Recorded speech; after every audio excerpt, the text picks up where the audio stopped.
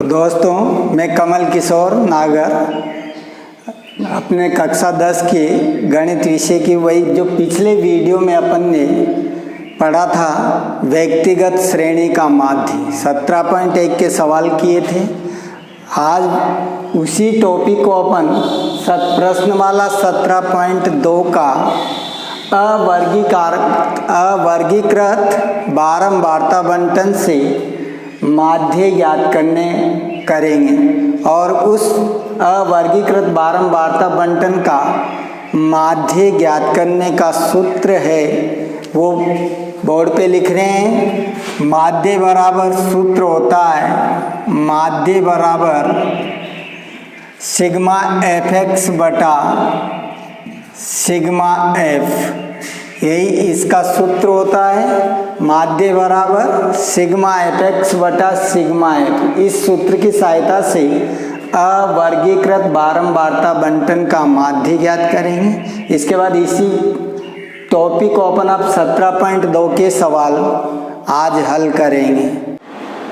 हाँ, तो ये 17.2 का पहला सवाल है अवर्गीकृत बारंबारता बंटन का माध्य ज्ञात कीजिए या निम्न बंटन का माध्य ज्ञात कीजिए। तो इसी सारणी को अपन दूसरे तरीके से खड़े रूप में लिखेंगे और फिर सारणी बनाएंगे, सूत्र लिखेंगे, उसके बाद सारणी में ही परिवर्तन किया जाता, सारणी को ही बढ़ाया जाता है। तो जैसे ये x और f, ये x और ये f, सारणी इस तरह से बनानी है। तो जैसे x के मान x के कॉलम में 3, 5, 8 और ये 11। इसके बाद f के कॉलम में ये 2, ये 4, 5 और ये 3।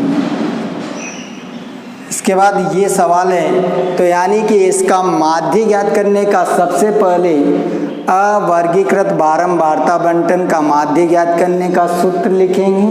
तो ये अवर्गीकृत बारंबारता बंटन का माध्य बराबर, तो ये माध्य बराबर सूत्र होता है माध्य बराबर सिग्मा एफ एक्स बटा सिग्मा एफ, सिग्मा एफ। अब इसमें एफ और एक्स के मान तो दिए हुए हैं, जो ये सिग्मा है ये इनके योग को प्रदर्शित करता है।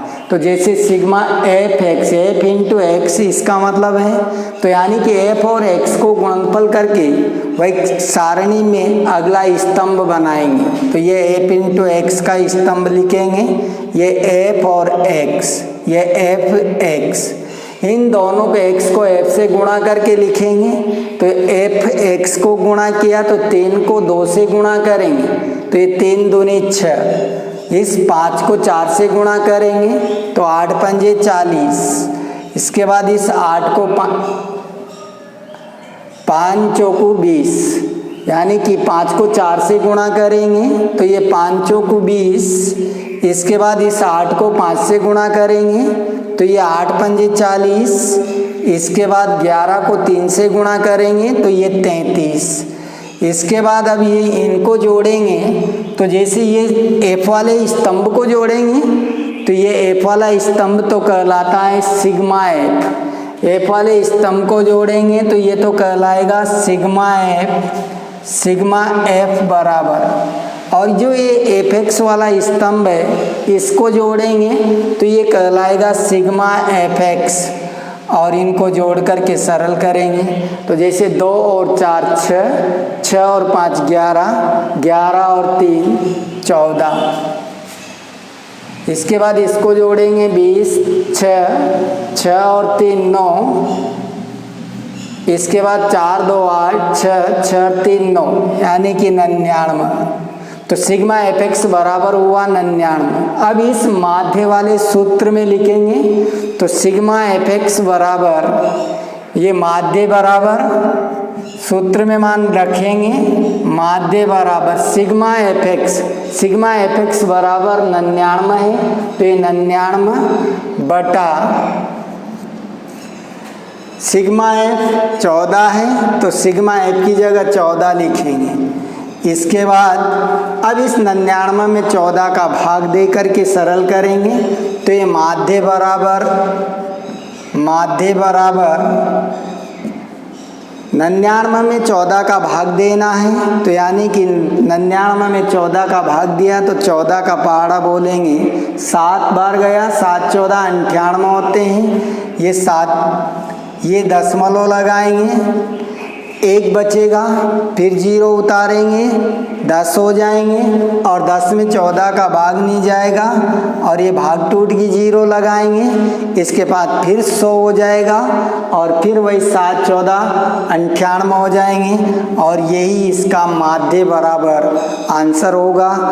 तो यानी कि इस तरह से अपन इन सवालों को हल करेंगे। जब भी वर्गीकृत बारंबार बंटन का माध्य ज्ञात करना होता है, इस सूत्र की सहायता से ही माध्य ज्ञात किया जाता है। इसी के बाद अपन अगला सवाल हल करेंगे। हाँ तो दोस्तों भाई 17.2 अवर्गीकृत बारंबार बंटन का माध्य ज्ञात करना है। तो भाई अवर्गीकृत बारंबार बंटन का माध्य ज्ञात करने का सबसे पहले सूत्र लिखेंगे। तो ये माध्य बराबर सिग्मा एफ एक्स बटा माध्य बराबर सिग्मा एफ एक्स बटा सिग्मा एफ। अब इसमें वही एफ एक्स का मतलब है एफ को एक्स से गुणा करके लिखना है और वही अगर एफ एक्स को गुणा करके लिखने के बाद जो स्तंभ बनता है उसको जोड़ेंगे तो ये जो सिग्मा है ये उसी स्तंभ के योग को दर्शाता है। जैसे सिग्मा एफ है तो ये एफ वाले स्तंभ को जोड़ेंगे और ये सिग्मा एफ कहलाता है। तो यानी कि एफ इंटू एक्स वाला स्तंभ बनाएंगे तो ये एफ इंटू एक्स इसी को चाहो तो एफ एक्स भी कहा जा सकता है और चाहो तो तुम ये क्रॉस इंटू को मिटा करके एफ एक्स भी लिख सकते हो।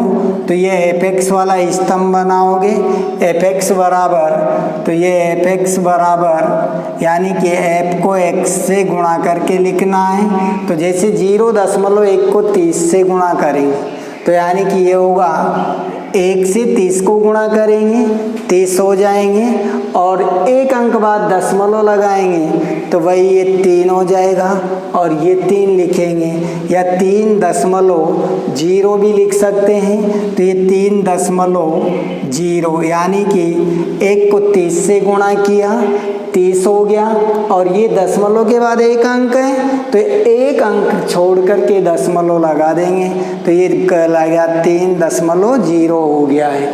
इसी तरह 0.2 को 60 से गुणा करेंगे तो गुणा करते समय दशमलव को भूल जाना है और ये 60 को 2 से गुणा करेंगे तो 60 को 2 से गुणा करेंगे तो ये 120 होगा और ये 120 और वही 120 कर दिया गुणा 60 को 2 से गुणा कर दिया। वापिस दशमलव को ज्ञात करेंगे तो दशमलव के बाद एक अंक है तो वही एक अंक गिन करके दशमलव लगाएंगे तो यानी कि ये 12.0 हो जाएगा।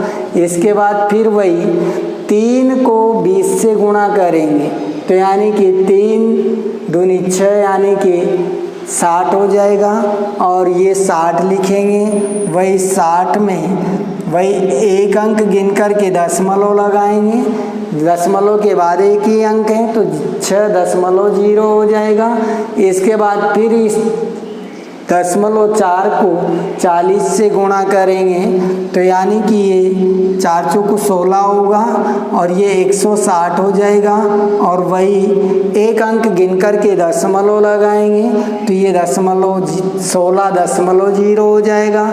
इसी तरह 0.5 को 10 से गुणा करेंगे तो ये दशमलव को भूल जाना है और वही 5 को 10 से गुणा करेंगे तो ये 50 हो जाएंगे और वही एक अंक गिन करके दशमलव लगाएंगे क्योंकि दशमलव के बाद वही एक अंक है तो 5.0 हो जाएगा।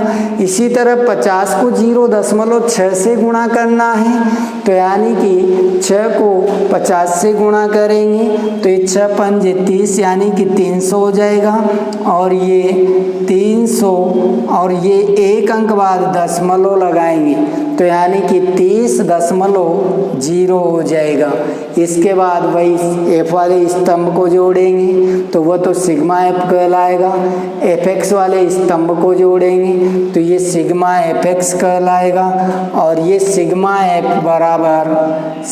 एफ बराबर इसको जोड़ेंगे तो 0 तो पूरे 0 है। इसके बाद ढाई के अंकों को जोड़ेंगे तो 3 और 6 9, 9 और 2 11, 11 और 4 15, 15 और 1 16, 16 और 5 21, यानी कि सिग्मा एफ बराबर हो गया 210। इसके बाद सिग्मा एफ एक्स को जोड़ेंगे तो दशमलव के बाद वाले तो 0 हैं, तो चाहो तो दशमलव के बाद 0 लिखना कोई अनिवार्य नहीं होता है, तो चाहो तो दशमलव 0 नहीं लिखो और चाहो तो लिख भी सकते हो। और ये कहलाएगा सिग्मा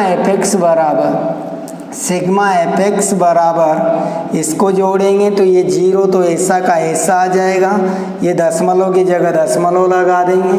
अब 3 और 2 5, 5 और 6 11, 11 और 6 17, 17 और 5 22 का 2 लिखेंगे, हासिल के 2 लगेंगे और 2 को इसमें जोड़ेंगे तो 2 और 1 3, 3 और 1 4, 4 और 3 7 और ये योग होगा सिग्मा एफ एक्स बराबर 72। तो यानी कि अब इस सिग्मा एफ और सिग्मा एफ एक्स के मान माध्य बराबर सूत्र ये होता है, इस सूत्र में मान रखेंगे तो माध्य बराबर ये सिग्मा एफ एक्स की जगह सिग्मा एफ एक्स का मान 72.0 है तो ये 72.0 लिखेंगे या ये 72 लिखेंगे। 72 बटा सिग्मा एफ का मान 210 है तो सिग्मा एफ की जगह 210 लिखेंगे और इस 72 में 210 का भाग दे करके जो भागफल आता है उसको लिखेंगे। दशमलव के बाद भागफल 2 अंकों तक ही देना है तो यानी कि 72 में 210 का भाग देंगे तो ये माध्य बराबर भाग देने के बाद जो भागफल आएगा वो यहाँ माध्य बराबर लिखना है और यही अपना आंसर कहलाएगा। तो जैसे ये 72 में 210 का भाग देना है, 72 में 210 का भाग देना है तो ये बड़ी संख्या है, वैसे 72 है तो 72 210 से छोटी संख्या है तो 72 में 210 का भाग नहीं जा रहा है या भाग जा रहा है 0 बार तो यानी कि भाग टूट की 0 लिखेंगे। इसके बाद ये दशमलव लगाएंगे, इसके बाद ये यहाँ पर एक 0 लिखेंगे। इसके बाद अब 210 को ऐसी संख्या से गुणा करना है कि 720 से कम आना चाहिए, ज़्यादा नहीं आना चाहिए तो यानी कि 3 बार जाएगा भाग। 3 से गुणा करेंगे तो 630 होगा, 4 से गुणा करेंगे तो 840 होगा और 840 720 से ज़्यादा हो जाएगा तो यानी कि भाग 3 बार गया तो ये 0.3 वह 3 से गुणा करके लिखेंगे ये 0 1 तिया 3 और ये 3 दूनी 6 वही घटाएंगे ये 0 12 में से 3 गए तो 9 90 बचेंगे, फिर वही 0 बढ़ाएंगे और ये अब 4 बार चल जाएगा तो यानी कि ये 0 1 चौक 4 और 2 चौक 8 और ये 60 बचेंगे। अब इस तरह से भाग तो जहाँ तक शेषफल 0 नहीं आता है वहाँ तक दिया जाता है, परंतु अपन को आंसर दशमलव के बाद 2 अंकों तक ही निकालना होता है, इसलिए अपन को दशमलव के बाद 2 अंक प्राप्त हो गए हैं और यही माध्य बराबर 0.34 यही इसका आंसर होगा।